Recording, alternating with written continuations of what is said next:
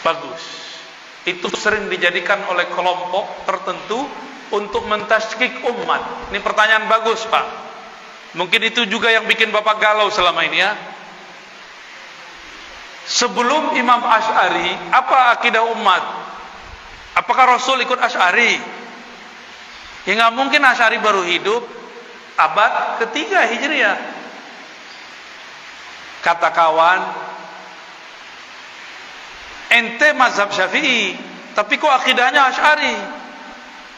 Coba, Syafi'i ikut Asy'ari nggak?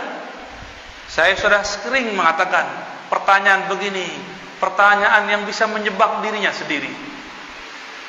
Syubhat itu masuk ke pikiran kita, Pak. Dulu saya begitu. Sampai 2006 saya belum yakin Asy'ari sebagai imam Ahlus Sunnah. Bayangkan. Sampai tahun 2006. Jangan sampai Bapak tahun sekarang masih belum yakin juga Asy'ari sebagai imam Ahlus Sunnah.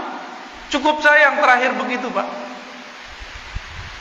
Imam Asy'ari itu menulis dalam muqaddimah kitab Al-Ibanah, akidahku ini adalah akidah yang aku riwayatkan dari murid-murid Imam Ahmad. Akidah ini akidah Imam Ahmad bin Hanbal. Ahmad bin Hanbal mengambil akidahnya dari Syafi'i, Imam Syafi'i dari Malik, Malik dari Nafi', Nafi' dari Ibnu Umar, Ibnu Umar dari Rasulullah sallallahu alaihi wasallam. Sebelum Imam Bukhari, orang pakai hadis apa? Imam Bukhari, tahu Imam Bukhari? Lahir akhir abad kedua, wafat pertengahan abad ketiga. Sebelum Imam Bukhari, ikut sunnah lewat siapa? Lewat Imam Syafi'i. Imam sunnahnya Imam Syafi'i. Coba lihat gelarnya Imam Syafi'i, Imamus Sunnah. Keberhasilan seorang guru jika muridnya lebih populer darinya, lebih terkenal dalam hadis darinya. Imam Syafi'i punya murid Ahmad bin Hanbal, Imam Syafi'i punya murid Al-Qarabisi, punya murid Al-Humaidi, mereka punya murid namanya Al-Bukhari. Al-Bukhari lebih terkenal dalam hadis daripada kakek gurunya Al-Imam Syafi'i. Walaupun Bukhari punya kitab Tauhid di Sahih Bukhari, tapi yang lebih terkenal sebagai imam Tauhid adalah murid dari muridnya, yaitu Imam Asy'ari. Imam Asy'ari itu berguru ke murid-muridnya Imam Bukhari, maka akidahnya sama. Saya pastikan dan saya jamin, akidah Asy'ari itulah akidahnya Bukhari. Saya tanya lagi, sebelum Bukhari kalau ikut sunnah lewat siapa? Nah, ini yang disebut sanad. Jadi jangan kebalik-balik. Kenapa kita nggak ikut akidah Syafi'i saja? Ya, Imam Syafi'i tidak menulis risalah dalam akidah, tapi pernah mengkalamkan tentang akidah. Kalamnya dikumpulkan oleh para imam, masuklah ke dalam kitab Al-Baihaqi, judulnya Manaqib Al-Imam Syafi'i. Muncullah orang memfitnah akidah Asy'ariyah berbeda dengan Asy'ari. Sok tahu ente ya, memalsukan sejarah Imam Asy'ari itu bagi mereka biasa. Mereka katakan Imam Asy'ari 3 periode, kayak mau jadi presiden 3 periode ya. Jadi akidah Asy'ari, sebelum Asy'ari akidahnya apa? Akidah Imam Ahmad. Berarti akidah Asy'ari sama dengan Ahmad? Sama. Sebelum Ahmad bin Hanbal akidahnya akidah siapa? Akidah Syafi'i. Sebelum Syafi'i sebenarnya di wilayah Kufah ada seorang imam namanya Abu Hanifah. Akidahnya akidah Imam Abu Hanifah. Dari Abu Hanifah turun nanti ke Tohawi, turun nanti ke Maturidi. Jadi ada 2 cabang dari mazhab Abu Hanifah, Tohawiyah, Maturidiyah. Cuma mereka tidak tinggal di ibu kota umat Islam, yaitu Baghdad. Makanya akidah mereka tidak sepopuler Imam Asy'ari. Imam Asy'ari tinggal di Basrah, hijrah ke Baghdad, menjadi imam ahlu sunnah di semua wilayah. Kenapa? Kalau Indonesia kayak Jakarta, kalau Malaysia kayak Kuala Lumpur. Karena dia terkenal di ibu kota negara, maka namanya masuk ke mana-mana. Dulu belum ada YouTube, Pak.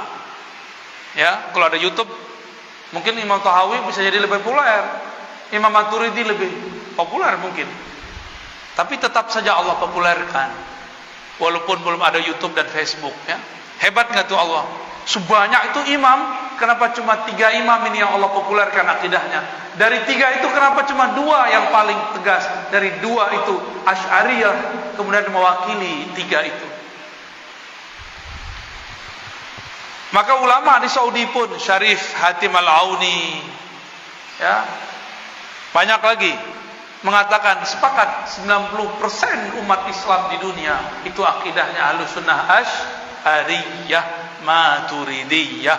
Kalau ada kelompok yang mengatakan Asy'ariyah sesat, sama saja dia mengatakan sesat 90% umat Islam.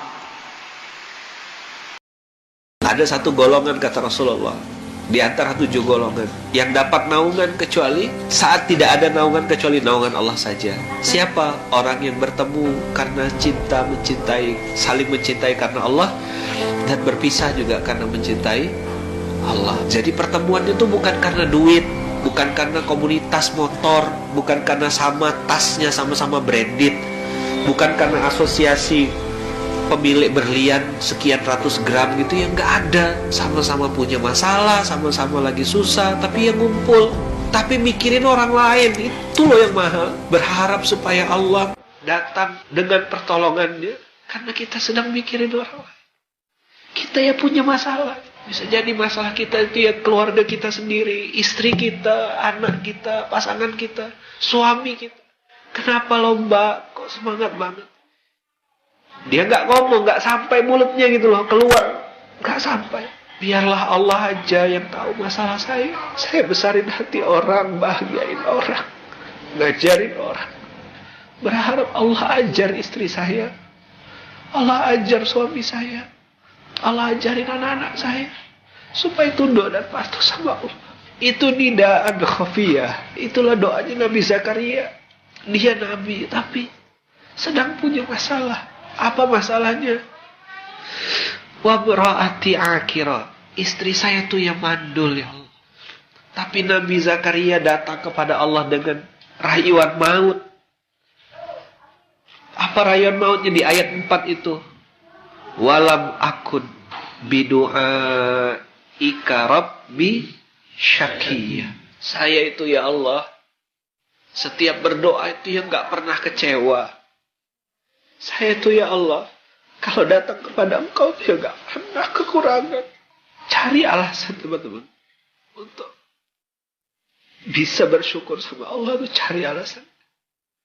Lihat sampai kiri kanan, oh istri saya masih sama saya, anak-anak saya masih nyambut saya ketika saya pulang. Ayah gitu. Bunda dari mana bunda? Habis ngapain?